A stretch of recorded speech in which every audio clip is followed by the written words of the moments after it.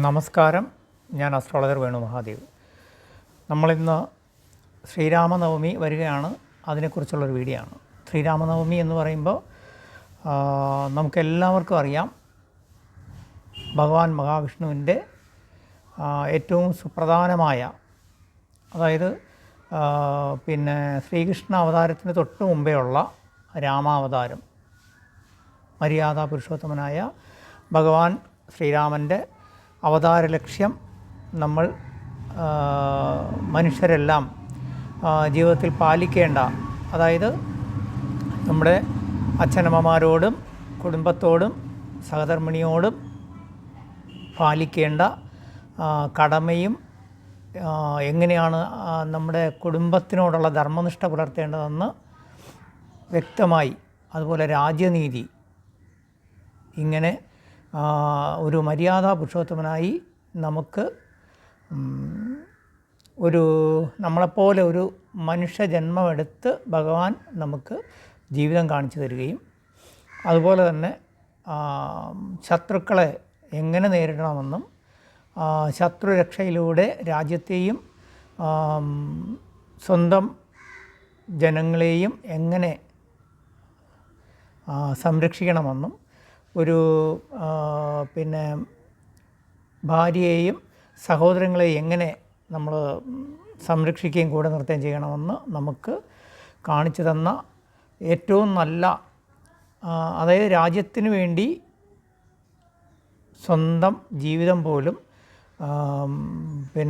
സ്വന്തം സുഖദുഃഖങ്ങൾ പോലും ത്യജിച്ച് രാജ്യധർമ്മം നിർവഹിച്ച ശ്രീരാമചന്ദ്രദേവൻ്റെ ശ്രീരാമനവമി എന്ന് പറയുന്നത് ഈ വർഷം വരുന്നത് മാർച്ച് 27-നാണ്. അപ്പോൾ മാർച്ച് 27 ശ്രീരാമനവമിക്ക് നമ്മൾ രാമഭക്തി എവിടെയുണ്ടോ അവിടെ അദ്ദേഹത്തിൻ്റെ വിശ്വസ്ത സേവകനും സർവ്വ രീതിയിലും നമ്മളെ സംരക്ഷിക്കുന്ന ഹനുമാൻ സ്വാമിയും ഉണ്ടാവും. അപ്പോൾ ഞാനിവിടെ ഇന്ന് ശ്രീരാമ മന്ത്രമാണ് പറയുന്നത്. ശ്രീരാമമന്ത്രം പറയുമ്പോൾ എപ്പോഴും കൂടെ അദ്ദേഹത്തിൻ്റെ ഒപ്പം, അദ്ദേഹത്തിൻ്റെ വളരെ ത്യാഗത്തോടെയും സഹനത്തോടെയും പാതിവൃത്യത്തിൻ്റെ ഏറ്റവും മകുടോദാഹരണമായ സീതാദേവിയെ കൂടി സ്മരിക്കണം. ആ മന്ത്രം ജപിക്കുന്നത്, അതുപോലെ ശ്രീരാമനവമി ദിവസങ്ങളിൽ ശ്രീരാമക്ഷേത്രത്തിലോ ഹനുമാൻ സ്വാമി ക്ഷേത്രത്തിലോ വിഷ്ണുവിൻ്റെ അവതാരമൂർത്തി ക്ഷേത്രങ്ങളിലോ പോയി പ്രാർത്ഥിച്ച് അവൽ നിവേദ്യം, അതുപോലെ തന്നെ ത്രിമധുരം ഇതെല്ലാം നടത്തി പ്രാർത്ഥിക്കുക. ഈ മന്ത്രം ജപിക്കുന്നതും ജീവിതത്തിൽ എത്ര വലിയ കടുത്ത തടസ്സങ്ങൾ നീങ്ങി ജീവിത സുരക്ഷിതത്വം വരുവാൻ നമുക്ക് ഗുണം ചെയ്യും. പ്രത്യേകിച്ചും കലാ സാഹിത്യ രംഗത്ത്, അതുപോലെ തന്നെ രാഷ്ട്രീയ സാമൂഹ്യ രംഗത്ത്, പ്രത്യേകിച്ചും നേതൃസ്ഥാനത്തേക്കൊക്കെ ഉയർന്നു വരാൻ ആഗ്രഹിക്കുന്നവർ, അതുപോലെ തന്നെ രാഷ്ട്രീയം നമ്മുടെ ജീവിത ഉപാധിയായിട്ട് എടുത്തിട്ടുള്ളവർ ഒക്കെ ഈ മന്ത്രം തീർച്ചയായിട്ടും വിഷ്ണു അവതാരമൂർത്തി ക്ഷേത്രങ്ങളിൽ പോയി മനസ്സിൽ ജപിക്കുന്നത് നല്ലതാണ്. ഞാൻ മന്ത്രം പറയുന്നു, ഇങ്ങനെയാണത്. ഓം രാമായ സീതാപതയെ രാമഭദ്രായ പുരുഷായ ശ്രീം നമഃ. മന്ത്രം ഒന്നുകൂടി പറയാം. ഓം രാമായ സീതാപതയെ രാമഭദ്രായ പുരുഷായ ശ്രീം നമഃ.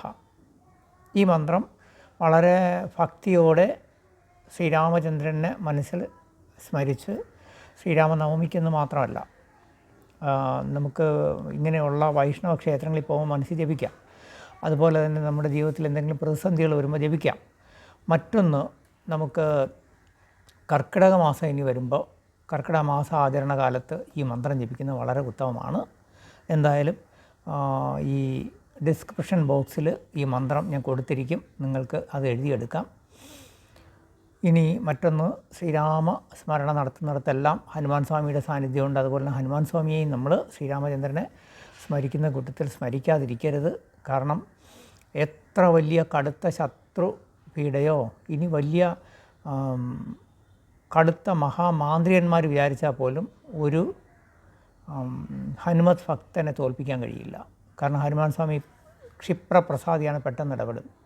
അപ്പോൾ ഹനുമാൻ സ്വാമിയുടെ സാന്നിധ്യം വേണമെങ്കിലും നമ്മളെപ്പോഴും ശ്രീരാമചന്ദ്രനെ സ്മരിക്കണം.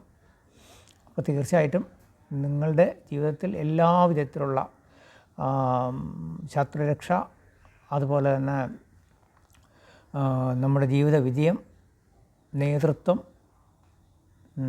നമുക്ക് ഉയർന്ന പദവികൾ ലഭിക്കാൻ ഇതിനെല്ലാം ഈ ശ്രീരാമമന്ത്രം ഗുണം ചെയ്യും. തീർച്ചയായിട്ടും നിങ്ങളെല്ലാവരും ജപിക്കുമെന്ന് ഞാൻ പ്രതീക്ഷിക്കുന്നു. ഹരേ കൃഷ്ണ, ഹരേ രാമ. എല്ലാവർക്കും നല്ലത് വരട്ടെ.